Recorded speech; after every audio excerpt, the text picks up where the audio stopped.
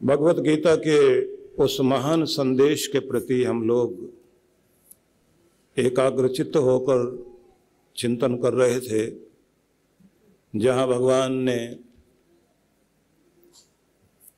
ये उपदेश दिया अर्जुन को कि किस तरह स्थिर मति होकर, स्थित प्रज्ञ होकर जीवन को जिया जाए, किस प्रकार से अपने जीवन में आनंद को हम उतारें। तो कल चर्चा थी कि जिस प्रकार से कछुआ अपने अंगों को समेटकर अपने आप को सुरक्षित रखता है लेकिन अपना लक्ष्य नहीं भूलता, इसी प्रकार से प्रत्येक उस व्यक्ति को जो प्रभु की राह में चल रहा है, भटके हुए मन को लक्ष्य की ओर केंद्रित करते हुए और विषयों के अंदर विचरण करते हुए इस चंचल मन को केंद्रित करने की लगातार चेष्टा करनी चाहिए। तो जब हम अपना फोकस ठीक जगह बना पाते हैं तो जीवन में सफलता आती है, और जब हमारी वृत्तियां बिखरी रहती हैं तो हम अपनी और सफलता को खींच नहीं पाते। और इस बात को जरूर ध्यान रखें कि सफलता जब भी जीवन में आती है तो सबसे पहले उसका काम होता है कि वो आपकी पहचान बनती है। अभी तक आपकी पहचान नहीं थी, सफल होते ही पहचान बननी शुरू होती है। और जैसे ही सफलता मिल जाती है और पहचान बनने लगती है तो फिर जिन्हें दुनिया पहचानती है वो सफल लोगों के साथ बैठने का मौका आपको मिलता है। और जैसे ही सफलता सफल लोगों के साथ बैठाती है, मान दिलाती है, उसी के साथ में आत्मविश्वास जगाती है कि मैं भी कुछ हूं। और जैसे जैसे आत्मविश्वास बढ़ना शुरू होता है उसके बाद आप निरंतर प्रेरित होने लगते हैं कि अभी तो शिखर बहुत सारे हैं, बहुत सारी चोटियां हैं जहां तक मुझे पहुंचना है। और तब मजे की बात होती है ये कि सफलता दूर गए लोगों को, रिश्तों को नजदीक लाना शुरू करती है। वे लोग भी नजदीक आने लग जाते हैं जो ये कहते हैं हम तो आपके दूर के रिश्तेदार हैं, आपने हमें पहचाना नहीं, हम तो आपके ये लगते हैं। असफल हो जाओ तो आपके नजदीक वाले रिश्ते वाले भी ये कहा करते हैं हमारा तो उनसे बहुत दूर का रिश्ता है। तो सफलता दूरियां घटा देती है। सफलता आपकी पहचान कराती है, आत्मविश्वास को जगाती है, लेकिन सफलता को प्राप्त करने के लिए केंद्रित होना बहुत जरूरी है। और जब आप अपने मन की बिखरी हुई वृत्तियों को केंद्रित करना शुरू कर देते हैं तो आपको सीढ़ियां चढ़ने में, आगे बढ़ने में सुविधा होती है। तो कृष्ण भगवान ने यह समझाया कि हमारी जो इंद्रियां हैं उनका ध्यान विषयों की तरफ, मतलब बहिर्मुखी हमारी वृत्तियां होती हैं और अंतर्मुखी हम हो नहीं पाते, क्योंकि ज्यादातर हमारी चेष्टा, हम ज्यादातर एक्सट्रोवर्ट हैं, सभी लोग इंट्रोवर्ट नहीं हो पाते। जैसे जैसे इंट्रोवर्ट होते हैं, थोड़े अंतर्मुखी होने लग जाते हैं, तो हम अपने आनंद से, अपनी शांति से जुड़ने लगते हैं। और किसी भी व्यक्ति को अपने जीवन में उन्नति करने के लिए एक तो एकाग्रता चाहिए, दूसरा उसका माइंड जो है बैलेंस में रहे, और तीसरी चीज है कि उसके अंदर शांति स्थापित हो। अशांत व्यक्ति दुनिया में विकास की तरफ नहीं जा पाता, क्योंकि अशांति विकास नहीं देती, विनाश देती है। चेहरे की मुस्कुराहट भी छीन लेगी अगर आपका मन अशांत है। नींद कम हो जाएगी, अशांत मन बहुत अच्छे डिसीजन नहीं ले पाता, इसलिए बुद्धि उसी मस्तिष्क में रहती है और निवास करती है जो मस्तिष्क शांत होता है। अशांत मस्तिष्क में अक्ल भी काम नहीं करती। इसलिए प्रत्येक व्यक्ति को जीवन के किसी भी क्षेत्र में हम क्यों ना हो, अपने आप को संतुलित करना, गहन मौन में जाना और अपनी शांति को प्रशांति में बदलना। भगवान कृष्ण ने गीता में एक जगह प्रयोग किया है, शब्द प्रयोग किया है, शांत नहीं प्रशांत शब्द का प्रयोग किया है, कि साधारण ढंग से शांत होने की आवश्यकता नहीं है, प्रगाढ़ रूप से, प्रकृष्ट रूप से शांत होने की मनुष्य को आवश्यकता है। और जितना जितना आप प्रशांत होते चले जाएंगे, आपका मस्तिष्क नए नए आइडियाज को जन्म देता है। इसलिए चार्ली चैपलिन भी अपने साथ में वॉइस रिकॉर्डर लेके सोया करता था। रात में सपने में ही कोई आइडिया आ गया, जाग करके रिकॉर्ड करता था उसको। उस व्यक्ति ने अपनी कला को इतना निखारा कि उस समय में आकाश का नक्षत्र बन करके, स्टार बन करके चमका। आइडियाज आते हैं लेकिन शांत मन में आते हैं। जिस भी फील्ड में आप आगे जाना चाहते हैं, आपको एक बात तो करनी ही पड़ेगी, अपने मस्तिष्क को जितना शांत कर सकते हो और अपने मूड में आ सकते हो और मन को केंद्रित कर सकते हो। इसलिए जरूरी है, अपने यहाँ ये माना जाता है कि प्रत्येक व्यक्ति को ध्यान जरूर करना चाहिए, मेडिटेशन में जरूर जाना चाहिए। भगवान ये समझाना चाहते हैं कि विषयों से वे लोग निवृत्त होते दिखाई देते हैं जो कभी कभी भूखे रहकर तप करते हैं। तो थोड़ी देर के लिए तो लगता है कि जैसे उनका मन काबू में आ गया, लेकिन जैसे जैसे भोजन करें, शरीर शक्ति वाला हो, मन में ऊर्जा जो है वो अपना जोर मारने लगे, तो उसके बाद फिर अंदर से विकार उठता है। और सबसे जरूरी बात यह कि व्यक्ति को वैसा वातावरण में रख दिया जाए जिसमें वो पहले हिला था, और वैसे विषय सामने रख दिए जाए, तो कितना भी देखने में संयमी और साधक लग रहा हो तो मन हिल जाता है। लेकिन जो व्यक्ति अपने मन को विषय विकारों के बीजों को जलाकर इतना संभाल ले कि फिसलने वाली कीचड़ सामने हो लेकिन फिसले नहीं, तब माना जाता है कि उसका संयम सध गया। मतलब अपने ब्रेक का वहां इस्तेमाल कर सके जहां गिरने की चोट खाने की संभावना है, अपना ब्रेक इस्तेमाल करना जिसको आ गया, समझ लेना साधना में सफल हो गया। और ये एक दिन से नहीं आती बात, धीरे धीरे आपका अभ्यास बनेगा। गुस्सा आए कंट्रोल करो,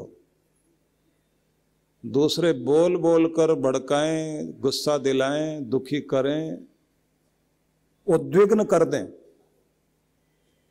उद्विग्नता जब चल रही हो तो लंबे गहरे सांस लेते लेते अपने आप को संभालने की चेष्टा करें, ध्यान बदलें और अपने आप को पत्थर जैसा बनाएं कि जिस पर आग गिरे तो उसको ही बुझना होगा, आपको किसी के गुस्से का ईंधन नहीं बनना। बुद्ध भिक्षा मांगते हुए एक ऐसे द्वार पर पहुंचे जो एक राजमहल था, और वहां के जो राजकुमार थे उनके साथ उनका, जब बुद्ध खुद राजकुमार थे तो बहुत ज्यादा विवाद और दुश्मनी चलती थी। तो उसी दरवाजे पर भिक्षा मांगने के लिए चले गए, भोजन की भिक्षा। और जैसे ही वहां गए तो उस राजकुमार को भी खुद पर कंट्रोल नहीं था, उसने गालियां देनी शुरू कर दी, बहुत अपशब्द कहे। अपशब्द कहने के बाद यहां तक बोल दिया कि अभी और बाकी है सुनना, जो खड़े हो यहां। तो बुद्ध जाने से पहले रुके और बोले, एक बात बताइए, आपके घर में कोई मेहमान आए और आप उसको भोजन दें और वो नहीं खाए, तब उस भोजन का आप क्या करते हैं? उस राजकुमार ने कहा, उस भोजन को हम फेंकते तो नहीं, खुद प्रयोग करते हैं। तो बुद्ध मुस्कुराए और बोले कि मैं आपके घर में महल में मेहमान की तरह, अतिथि की तरह आया, आपने गालियों का भोजन मुझे दिया, मैंने उसे ग्रहण नहीं किया तो छोड़ दिया, अब वो किसका हुआ? कौन प्रयोग करेगा उसको? अब वो भोजन तो आपका ही हुआ ना। और ऐसा कहकर मुस्कुराते हुए वो वापस चल पड़े। बहुत देर तक वो आदमी सोचता रहा, लेकिन उसके बाद उसको पश्चाताप हुआ कि जिस व्यक्ति के पीछे हजारों लाखों लोग चल रहे हैं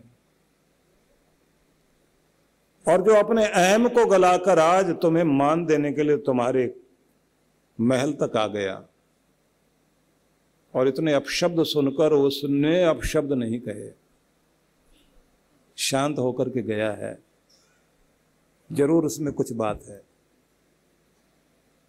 और उसके बाद राजकुमार महल में नहीं रहा, बुद्ध के पीछे पीछे चल पड़ा और उसने बुद्ध से कहा कि तुम मुझे ताकत से नहीं बदल पाए, तलवार से नहीं बदल पाए, लेकिन अपने सम्मोहन प्रेम वाले शब्दों से तुमने मुझे बदल दिया। अब मैं नहीं रहा, अब मैं तुम्हारा हो गया हूं, तुम्हारे साथ चल रहा हूं। ताले को खोलने के लिए हथौड़ा कितना भी इस्तेमाल करिए, ताला टूट जाएगा। टूट के खुला तो क्या खुला, दिल में प्रवेश करके जो चाबी उसके हृदय को छूती है, ताला अपना द्वार खोल देता है। हृदय को छूना आ जाए, बस यही सबसे बड़ी बात है। इसलिए जीवन को वहां तक लेकर जाइए कि हम दूसरों के हृदय तक पहुंच सकें। कृष्ण भगवान ये समझाना चाहते हैं कि हमारे जीवन में हर दिन उद्विग्न करने वाले लोग भी होंगे। वे लोग भी होंगे जो आपको किसी प्रकार के आकर्षण में बांधकर हिलाना चाहेंगे। यदि आप अपने आप को निरंतर संभाले रख सकते हैं, न मान में न अपमान में, न किसी प्रलोभन में और न किसी दबाव में और प्रभाव में, आप टूटते नहीं, तो कहते हैं तब ये माना जाएगा कि आपकी बुद्धि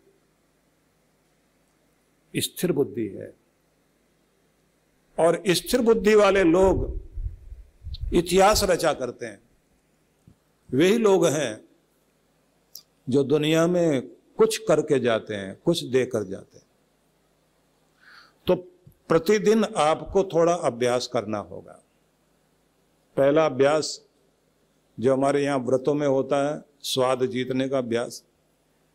दूसरा अभ्यास आपका होगा ज्यादा बोलने से बचना है। तीसरा अभ्यास ये भी करना है कि आपको ठीक से दूसरे को सुनना आना चाहिए। चौथा अभ्यास आपको इस बात पर भी करना है कि अंदर शांति बनाए रखें, लेकिन चेहरे पर मुस्कुराहट भी निरंतर बनाए रखें। अपने चेहरे को प्रसन्नता से, मुस्कुराहट से भरपूर बनाए रखें। भगवान श्री कृष्ण ने माथे पर मोर मुकुट सजाया था, वो उत्सव का प्रतीक है। हम लोग रेडियो बन जाते हैं, मन से गुनगुनाते रहेंगे और काम करते रहेंगे। ऐसे लोग बिना थके काम करते रहते हैं और उनके चेहरे पर प्रसन्नता बनी रहती है। कुछ भी हो, प्रसन्नता बनाए रखो।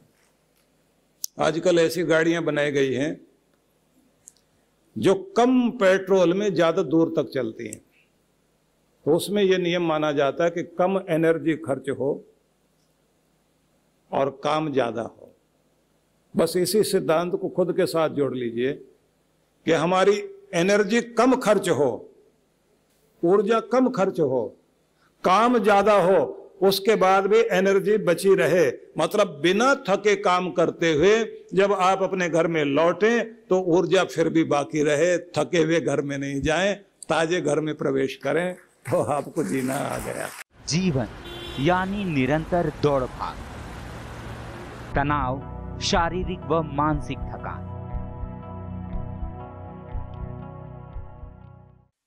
कुछ सुकून के पल हम सबको चाहिए। ऐसा सुकून जो हमें ताकत, स्फूर्ति और आंतरिक शांति से भर दे। ध्यान यानी मेडिटेशन एक ऐसा माध्यम है जिसके द्वारा मन को चैन, शांति और सुकून मिलता है। और अगर ये ध्यान प्रकृति की गोद में किसी सुरम्य और शीतल स्थान पर हो तो क्या कहने। आइए परम पूज्य सुधांशु जी महाराज और आदरणीय डॉक्टर अर्चिका दीदी के शुभ नेतृत्व में सीखें ध्यान की कुछ अद्भुत विधियां जो न सिर्फ शरीर को शक्ति प्रदान करेंगी बल्कि आंतरिक शांति से भर देंगी। एक सुंदर अवसर है 5 दिवसीय ध्यान शिविरों में भाग लेने का और साथ ही लघु चंद्रायण तप में भाग लेने का। इन शिविरों की अनूठी बात है कि इसमें प्रमुख ध्यान की विधियां तो होंगी ही, जैसे प्राणायाम, स्वास्थ्यप्रद ध्यान, कुंडलिनी ध्यान, चक्र ध्यान, पिरामिड ध्यान, पंचकर्मा, विभिन्न यौगिक क्रियाएं इत्यादि। साथ ही साधकों को मंगल यात्रा, पूर्णिमा दर्शन, प्राकृतिक चिकित्सा के साथ साथ दर्शनीय स्थलों के भ्रमण का भी अवसर मिलेगा। सबसे खास बात यह है कि साधक मनाली के एक अत्यंत खूबसूरत रिजॉर्ट में निवास करते हुए इन सब कार्यक्रमों में हिस्सा ले सकते हैं।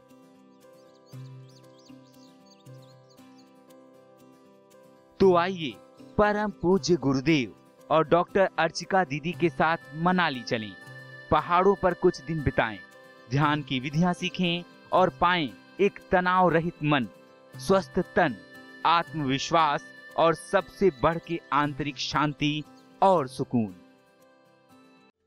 परम पूज्य श्री सुधांशु जी महाराज के आशीर्वाद से पूज्य डॉक्टर अर्चिका दीदी जी के पावन सानिध्य में गोविंद ध्यानम।